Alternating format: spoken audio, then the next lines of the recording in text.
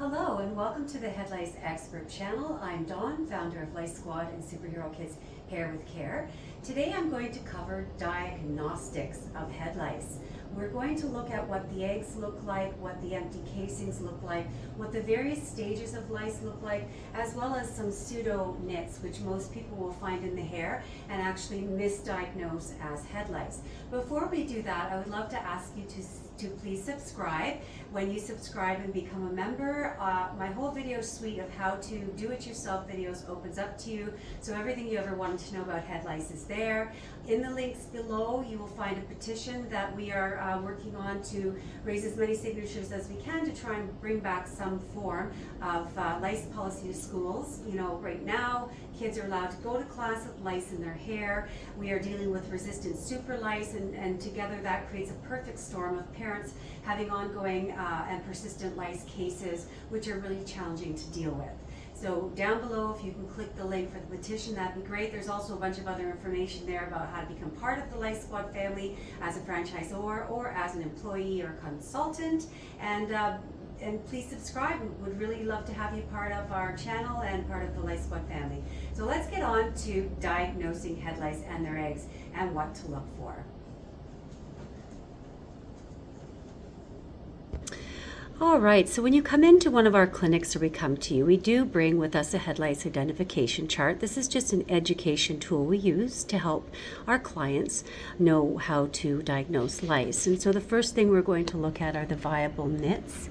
And the viable nits, as you can see, are brown in color, and they have a little tail on them, and these nits have been removed from the hair, so you can see that they're quite distinctive with their little tail and their dark color.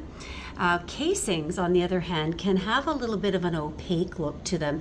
They can be a bit more clear in the way they look, but they still have that distinctive tail, and you can really tell the difference between those. Now, if you're looking at lice on a hair shaft, here you can see the lice are attached to one side of the hair shaft on an angle. They've got that little tail, but it's attached to the shaft, and those little eggs will not move.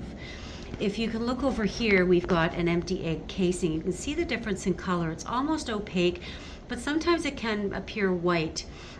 I always tell people if it's white, it's not lice, but in some cases with the empty egg cast casings, such as here you can see as well, they can appear to be caramel color or white in color. And so just making sure that whatever it is that you're finding doesn't slide on the hair shaft, that's one of the big identifiers. As I mentioned, there are things in the hair that look like lice eggs but are not. These are DEC plugs. These DEC plugs, the hair will go right through the middle, and this will slide on the hair shaft. There's another pseudo-nit called a hair cast. It's the same thing as this, but it's rectangular shape, and the hair goes right through the center of that as well, and it slides. So if you ever see anything white in the hair, round or rectangular shape, and it's sliding on the hair shaft, those are pseudo-nits, DEC plugs, or hair casts. What you want to find, or hopefully never find, are these little brown eggs attached to one side of the hair shaft, or the empty egg casings as pictured here.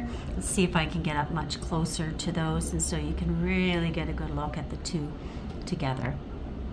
All right, now let's go on to the lice themselves.